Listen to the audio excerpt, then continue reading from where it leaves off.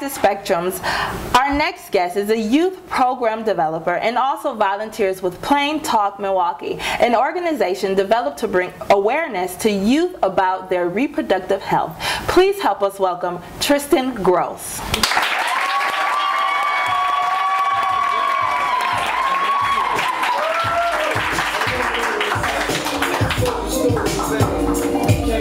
Hello, sir. Yes, that's why I had your suit on. Looking good. Smell good and stuff. Yes, okay. Tristian Gross. Okay.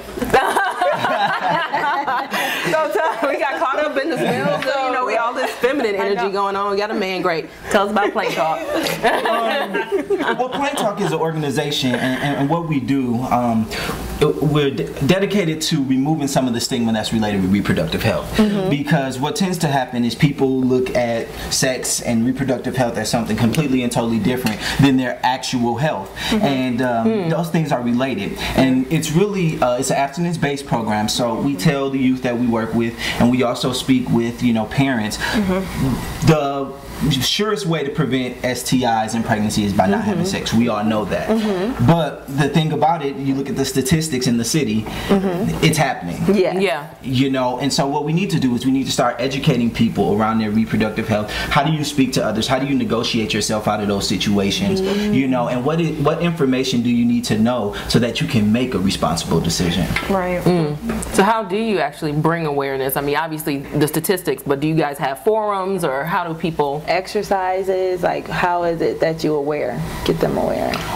Well, it's like a parallel process. Here we have our parent groups that we do, and then we also do youth groups, and it's really a four-part thing. We talk about anatomy, and then we talk about birth control, we talk about STIs, and then we talk about communication, and that communication piece is extremely important. And what we try to do is the youth that we speak to, we also try to speak to their parents as well, because in that communication piece we really start to highlight some of the communication gaps that occur between parents and their children around reproductive health. And so we need to close that, and that's not going to be just by the parents, right. That's not going to be something that's accomplished just by the youth. It's a collaborative effort. So you say that it's an abstinence-based program, right? But teens are having sex. So how do you push abstinence? Because even though you've had sex before, doesn't necessarily mean you have to continue having it. That is correct. So how do you push the abstinence part of it?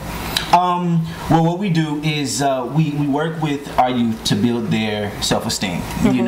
We help them set goals. We help them, realize, who do I want to be? And then we really talk about, well, how would having a baby affect this, or how would contracting the STI affect this? How do I talk to somebody when I'm 10 years down the road, I'm looking at getting married? How do I have those discussions if I have HIV? What really happens? So just having people to think about the consequences of the actions, and how it fits into the big picture, and them being what they want to be, them going to school, and really, I mean, it's like the two women earlier, they represent that your life isn't over, but I'm sure if they had it to do all over again, they would do some things differently, so that they could reach the goals that they wanted to reach. What are some of the misconceptions that teens get from their friends about being pregnant, having sex, or STDs? It's funny because what happens is I listen to some of the teen mothers that we worked with in the past, and they bring in the pictures, and their babies have on the cutest little outfits, and they talk about all the, oh, he's just so cute, and this.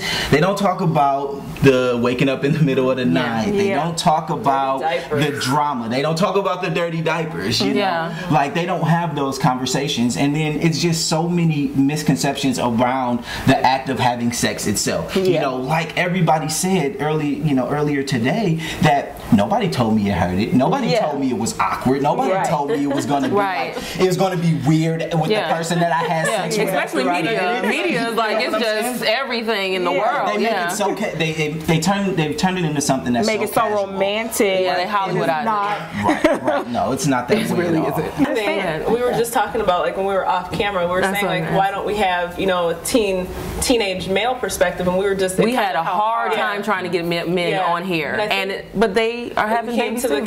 To the conclusion that a lot of the girls that are getting pregnant, they're getting pregnant by older men. They're not teenagers, they're adults. Right. In the city of Milwaukee, 72% of teen moms are impregnated by men over the age of 21. Wow, see? So 72. It's a problem.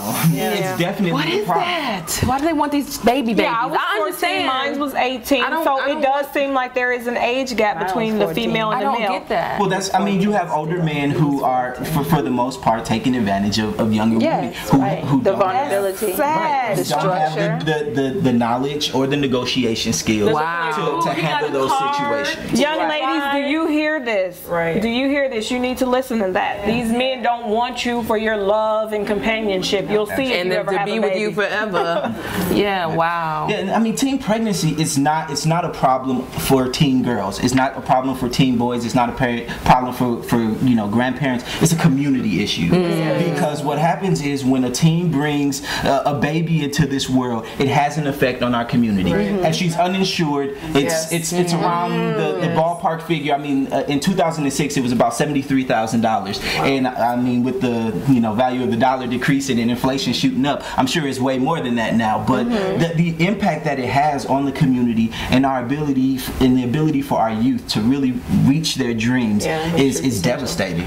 Are we speaking about the African American community, or are we just talking about community as a whole? Community. But it does affect our community.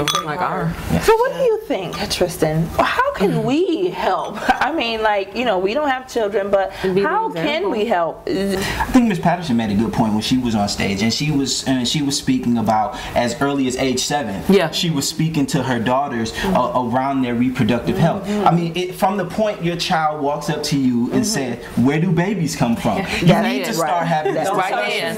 You need to start having this discussion from the time they become aware of themselves and they realize I'm a boy. What does that mean in regards? We have to stop. Tiptoeing around it and trying to push it off for as long as we can. Because one thing I often hear parents talk about is like, well, I tell my child that as soon as they're ready to have sex, to come and talk to me, and I always tell them at that point it's too late over. because they're already on the couch, in the bed, or in somebody's bed, and it's about to happen. So it's a discussion that you need on the couch, to have. the back seat, on the kitchen table. Wow. In the bathroom stall. Right. Yeah, too much. I'm sorry, go ahead and bring it back. Wow, Tristan, you have been awesome. There is no set limited age to start talking to your kids about sex, pretty much. No, I mean it's up to each parent to develop that relationship, and you'll know when your child is ready. Yeah, and it works. It really works. I've seen it, and I have a cousin. It worked on me. Her dad, drilled it in her. I think when she was about to, his face just popped up in her head. She was like, no. And her husband was her first, and she's only had one guy, and she's 32 now. Awesome. Good for her. And thank you, Tristan, for being here. Thanks, Tristan. We'll be right back.